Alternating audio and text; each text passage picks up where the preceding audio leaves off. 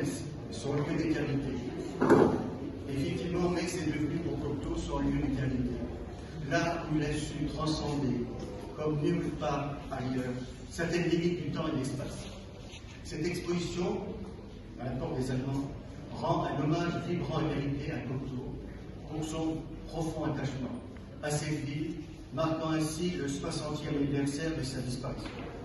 À travers une riche collection d'œuvres, de photographies, de documents variés, d'objets et de vidéos, elle offre un kaléidoscope de la vie et de l'œuvre du poète, divisé en 4 chapitres distincts. Premier chapitre met en lumière la polyvalence artistique du poète, en soulignant également son ouverture exceptionnelle grâce à ses nombreuses amitiés.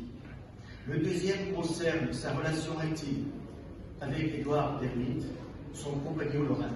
Ce qui fait d'ailleurs la spécificité de cette exposition, c'est ce lien avec Metz grâce à Édouard d'Hermite. Le troisième et quatrième chapitre de l'exposition met en avant 2 moments majeurs. 2 moments majeurs de la carrière de Cocteau à 1962, la création des décors et des costumes de la pièce Péléas et Lysandre et la réalisation de ses premiers vitraux pour l'église Saint-Maximin. Cocteau demeure d'une grande activité, porteur d'un message d'espoir pour les générations futures. Or, cela peut sembler paradoxal, car il puise souvent dans les mythes anciens pour transmettre sa vision de l'intemporalité et de l'éternité. Pour lui, l'homme ne meurt jamais véritablement, comme l'atteste d'ailleurs l'épitaphe sur la tombe à Midi-Forêt, « Je reste avec vous ». De même, à l'église Saint-Maximin, avec sa représentation de l'homme au bras levé, elle s'élève comme une invocation en faveur de l'immortalité.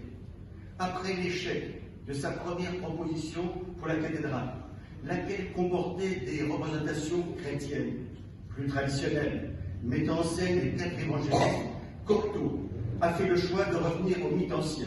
Cependant, il est essentiel de souligner que l'introduction des mythes anciens au sein de l'Église chrétienne ne constitue en aucune façon une offense ni un blasphème.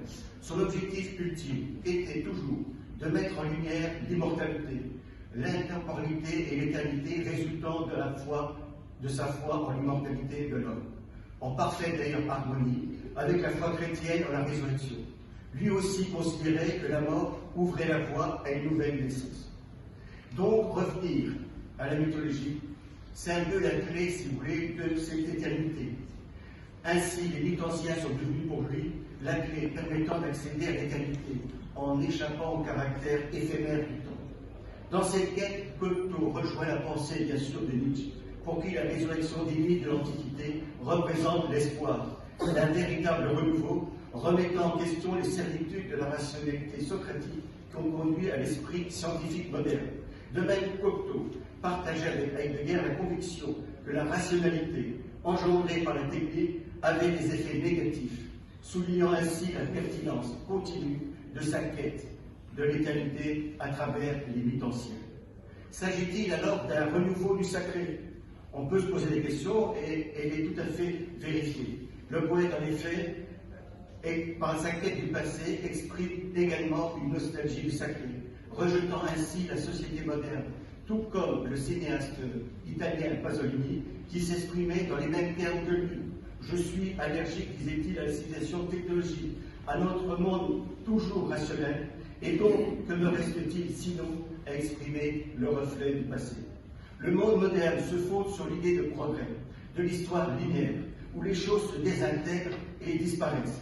Or, les mythes, les arts anciens et les sciences occultes telles que l'alchimie contredisent cette vision. Cocteau préconise un temps cyclique, un éternel retour, comme d'ailleurs le titre d'un de ses films.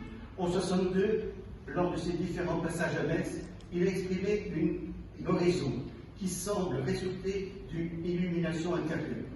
Puisque vous êtes tout, mon Dieu, vous êtes aussi moi.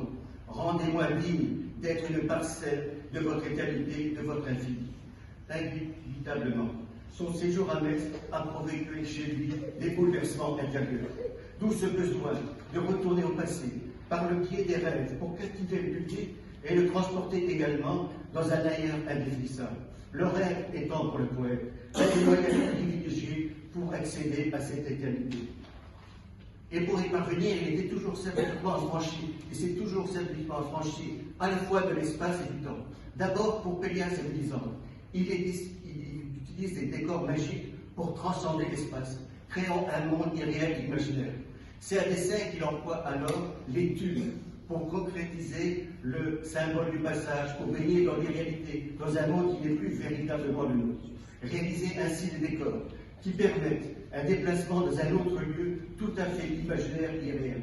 Au jeune décorateur, Jacques Rismer, ici présent, de l'Opéra-Théâtre, à Metz, qui lui demandait comment il envisageait les décors, celui-ci, le poète, répondit à Jacques Rismer: « J'aimerais que les décors soient comme dans un rêve. Je voudrais qu'il y ait des murs et pas des murs. » Ensuite, toujours à Metz, le poète allait réaliser un autre projet où, là encore, il allait bousculer les limites. Mais cette fois-ci, il s'agissait du temps, et non plus de l'espace. Le voyage à travers le temps, grâce effectivement aux vitraux de l'église Saint-Maximin. C'est à Metz, en effet, que Jean Cocteau repousse les frontières du temps. Et il le fait à travers une incroyable créativité, en utilisant les vitraux de l'église pour défier les limites temporelles.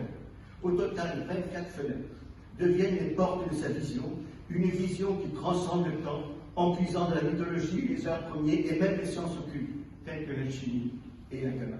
Le vitrail central, dont on voit ici la maquette, sous le nom de l'homme au bras levé, trône en tant que point culminant de son travail vitrailliste. Cocteau s'inspire de la figure du chaman, l'homme au bras levé, tel que décrit par Mircea Eliade lorsque le chaman lève les bras vers le ciel au cours des cérémonies, il proclame « J'ai atteint le ciel, je suis immortel ». Ainsi Cocteau brise le carcan du temps linéaire au profit du temps cyclique, celui des mythes et des civilisations anciennes. En conclusion, les deux œuvres, Pélias et Mélisande et les vitraux de l'église Saint-Maximin, mis en scène ou réalisés par Jean Cocteau, un an avant sa disparition, illustrent parfaitement le rêve d'une existence sans limite qui animait le poète. Un rêve qui s'est élevé si haut et si fort qu'il semble aujourd'hui résonner comme un chant intemporel sur les voûtes de la modeste église de la rue Mazet.